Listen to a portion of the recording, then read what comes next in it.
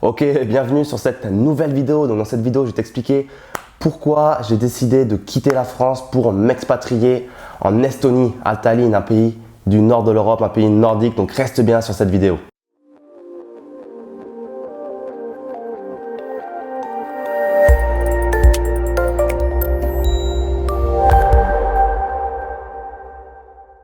Donc avant qu'on commence cette vidéo, je vais t'inviter à faire 2-3 petites choses. Donc par exemple, la première chose, t'abonner à la chaîne YouTube afin de recevoir toutes les prochaines vidéos en avant-première. On est déjà plus de 14 000, donc merci à vous tous.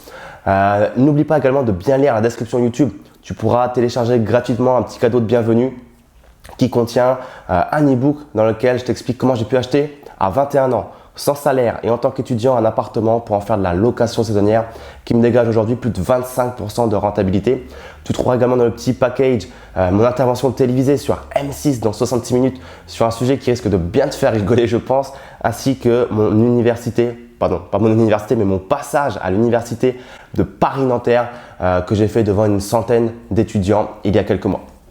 Maintenant que c'est dit, je vais pouvoir te dire pourquoi j'ai choisi de quitter la France afin de m'installer en Estonie, plus précisément à la capitale, à Tallinn, donc un pays du nord de l'Europe, un pays nordique. Donc j'ai noté sur mon téléphone 8 raisons ou 8 points que j'estimais importants ou qui m'ont fait choisir l'Estonie et qui m'ont fait décider aussi de partir de France. Donc voilà, je les ai notés histoire de ne rien oublier. Je ne les ai pas classés dans un ordre d'importance quelconque, mais au moins je suis sûr de ne rien oublier. Donc premier point, première raison, ou du moins plutôt première volonté, c'était la volonté de vivre une nouvelle expérience. Voilà, l'expérience de s'expatrier dans un autre pays. Moi, j'ai jamais connu, j'ai toujours vécu en France, à Reims. J'ai pas mal voyagé. On est en 2017, fin septembre 2017, à l'heure où je tourne cette vidéo, et j'ai fait environ 18 pays jusqu'à présent et je compte en faire 25 environ pour l'année 2017. Donc j'ai pas mal voyagé, mais j'ai jamais vraiment vécu plus de 2, 3, 4 semaines pour le plus grand des pays, pour la plus grande période dans un pays d'affilée. C'était 4 semaines en Roumanie, mais j'ai jamais fait plus longtemps dans un pays. Donc on peut pas vraiment dire que c'est vraiment habité, même si on a nos habitudes, on sait pas vraiment ce que c'est. Alors que l'expatriation, c'est vraiment plusieurs mois et là on a vraiment tout à refaire, tout à apprendre, aussi bien au niveau du langage, aussi bien que des choses de la vie courante, le magasin, le coiffeur, louer une voiture si besoin, trouver un appartement, s'intégrer socialement. Bref, c'est une toute nouvelle expérience. C'est un truc que j'ai jamais vécu et que j'aimerais beaucoup faire. Donc voilà, c'est vraiment pour moi une opportunité également de grandir. Voilà, quand on se retrouve seul dans un pays qu'on connaît personne, on n'a pas le choix, on doit se débrouiller. L'être humain, c'est un être relationnel par excellence, il doit être social, sinon il déprime et j'ai pas envie de déprimer. Donc ça va être quelque chose pour se challenger, encore une fois, sortir de sa zone de confort, rencontrer des gens par tous les moyens possibles, essayer de se faire connaître. Donc voilà, vraiment, je pars avec un esprit ouvert et cette volonté de grandir et de vivre une nouvelle expérience. Deuxième point que j'ai tout de suite mis, et je ne l'ai pas mis en premier parce que voilà, je ne voulais pas faire le mec qui parle tout de suite de ça, mais bien évidemment, c'est aussi la fiscalité. Donc, on ne va pas se le cacher. Il y a derrière tout ça un but fiscal. Donc, voilà, l'Estonie n'est pas un paradis fiscal, loin de là. Ce n'est pas classé comme un paradis fiscal. Mais voilà, s'il y a paradis, il y a forcément enfer à l'antagoniste. Ce n'est pas non plus un enfer fiscal. Donc, c'est-à-dire que ce n'est pas la France. C'est pas où, voilà, la France, pour moi, c'est un peu un enfer fiscal. C'est-à-dire que si on a une société, une fois qu'on a payé la TVA, l'IS, plus l'IR, si on sort un salaire ou des dividendes ou des choses comme ça, à la fin, c'est compliqué. Enfin, on en laisse beaucoup sur la table. Donc, non. L'Estonie, c'est beaucoup plus simple déjà. L'Estonie, c'est vraiment un pays qui est avant-gardiste sur tout ce qui est le numérique, sur tout ce qui est le numérique, tout ce qui est un petit peu société, formalité administrative, c'est beaucoup plus simple, c'est très dématérialisé, donc ça c'est vraiment cool, c'est vraiment dans l'état d'esprit dans lequel je suis d'entrepreneur, d'infopreneur, de travailler sur internet, donc ça c'est plutôt cool. Et donc pour revenir à la fiscalité, ouais, je vais pas vous faire tout un cours de fiscalité sur l'Estonie, sinon ça serait vraiment long pour cette vidéo, mais par exemple si on parle de l'IS sur l'impôt sur les sociétés, il n'y a pas d'IS si on laisse l'argent dans la société et qu'il est réinvesti. Par contre, si on sort bien sûr du cash de la société, là évidemment, il est taxé. Donc ça dépend si on le sort en salaire ou en dividende. Si c'est en salaire comme en France, on va payer des charges dessus, mais un peu moins qu'en France. Si on le sort en dividende, on va payer 20% de taxes sur les dividendes. Donc pour 8 000, on paye 2 000. Donc voilà, globalement, je ne vais pas vous faire toute la fiscalité de l'Estonie, sinon on ne s'en sortira pas. Mais tout ça pour dire que ce n'est ni un paradis fiscal, ni un enfer fiscal, c'est un entre-deux. Donc non, l'Estonie, ce n'est pas non plus seulement un choix fiscal, même s'il est important, parce que voilà, on paye quand même des impôts ici. Donc je vais créer une société ici, comme vous l'avez compris. Toutes mes activités seront dirigées depuis l'Estonie. Je vais vivre ici, ce sera mon nouveau pays. Par contre, pour tout ce qui est immobilier, parce que je sais que certains vont sûrement me poser la question, bien évidemment, l'immobilier que j'ai en France sera taxé en France, puisque c'est entièrement logique. L'immobilier que j'ai en France, c'est totalement voilà, logique que je paye mes impôts en France vis-à-vis de ces biens immobiliers. Troisième point, le coût de la vie. Le coût de la vie ici, on va dire que voilà, c'est pas les pays de l'Est, parce qu'on n'est pas dans les pays de l'Est non plus, mais c'est pas les pays de l'Est où c'est vraiment entre guillemets donné, par exemple comme la Roumanie où je passe beaucoup de temps, on va dire que c'est donné là-bas, c'est vraiment pas cher, on est les rois. Mais voilà, c'est pas non plus Paris où les prix sont assassins, donc voilà, on est comme dans la capitale Tallinn, mais voilà, c'est plus cher que Prague. Pour vous donner un exemple d'idée, je suis déjà allé à Prague. Donc voilà, le SMIC, je crois, il est de 430 € à peu près. Le salaire moyen, il doit être de 1200 € ici, 1200, 1300 € si je dis pas de bêtises. Donc ça vous donne un petit peu un ordre d'idée. On peut vivre très bien ici avec pas forcément un gros salaire. Donc forcément, quand on arrive en tant que Français, on a toujours tendance à vouloir aller dans les meilleurs restos, dans les meilleurs endroits, à toujours vivre un petit peu au top, d'autant plus que j'aime les belles choses, donc on peut très vite se mettre à dépenser beaucoup d'argent, mais ça c'est comme partout, hein. Dès qu'on veut les meilleures choses, les plus belles choses, ça a un certain prix, et malheureusement, ou plutôt, voilà, c'est comme ça, le luxe a un prix qui varie pas beaucoup, c'est comme le prix de l'iPhone, que ce soit dans tel ou tel pays, généralement c'est le même prix partout. Donc voilà, le coût de la vie, on peut très bien vivre avec pas grand chose, mais voilà, on peut aussi très vite dépenser. Quatrième point, l'économie du pays.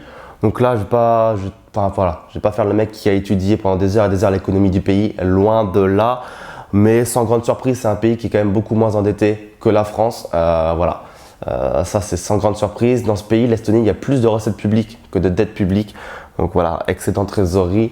Donc voilà, de manière globale, tout ce qui est pays nordiques, je pense que vous le savez peut-être ou pas, ils sont assez réputés pour avoir une économie qui est saine. Par exemple, la Norvège, qui est un pays qui me semble qui n'est pas du tout endetté. Qui n'a même pas l'euro, voilà, pour des raisons justement économiques, avec sa monnaie qui est assez forte. La Suède, la Finlande, tout ça sont des pays qui sont quand même assez réputés pour leur économie qui est plutôt saine, alors que la France, voilà, on a une dette publique, on a un endettement qui est assez affolant, mais ça je vous la fais pas, je pense que vous le savez. Donc l'économie du pays un peu plus saine. Cinquième point, cinquième raison que j'aimais bien aussi pour l'expatriation en Asie, c'est la proximité avec donc, les pays nordiques et la Russie. Donc non pas pour le climat, puisque voilà, j'ai pas parlé du climat encore. Donc en été, on va avoir un climat qui va être doux, on va dire 25 degrés, 20, 25 degrés. Donc on est dehors en t-shirt. Le soir, c'est doux aussi, c'est agréable, on peut sortir bras nus, il n'y a pas de souci.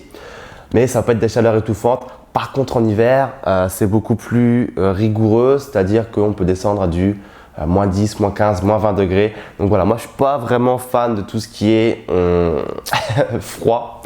Mais bon, voilà, ce sera l'occasion pour moi de voyager en hiver en Estonie, dans d'autres pays, pour aller dans des pays chauds. Donc voilà, c'est pas grave, on trouvera des solutions. Chaque problème a sa solution.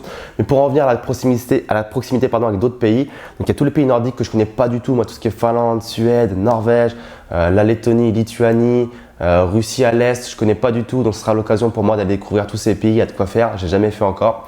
La Russie également, vous le savez peut-être, je suis un grand fan des pays de l'Est, de cette atmosphère des pays de l'Est, je sais pas pourquoi, me le demandez pas, je ne saurais pas vous l'expliquer. Tout ce qui est Roumanie, tout ce qui va être Pologne, tout ça j'adore. Donc la Russie, j'ai jamais fait non plus, l'Ukraine, j'ai jamais fait non plus, c'est des pays que je rêve d'aller voir. Donc voilà, ça va être l'occasion d'être tout près de ces pays-là, puisque Saint-Pétersbourg est à 30 minutes seulement en avion à hélice de Tallinn, donc c'est vraiment à côté. Donc ça va être l'occasion d'aller passer pas mal de temps en Russie et d'aller voir ces pays-là. Sixième point, la santé.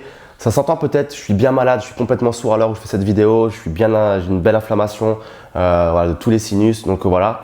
Et je suis à Tallinn actuellement, du coup c'est l'occasion pour moi, c'était l'occasion de tester pour moi pour la première fois, les services médicaux ici.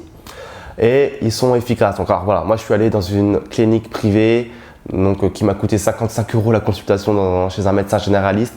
Donc voilà, c'est cher, mais c'est parce que j'ai pas encore tout ce qui est les assurances privées. Je suis actuellement encore en train de m'installer.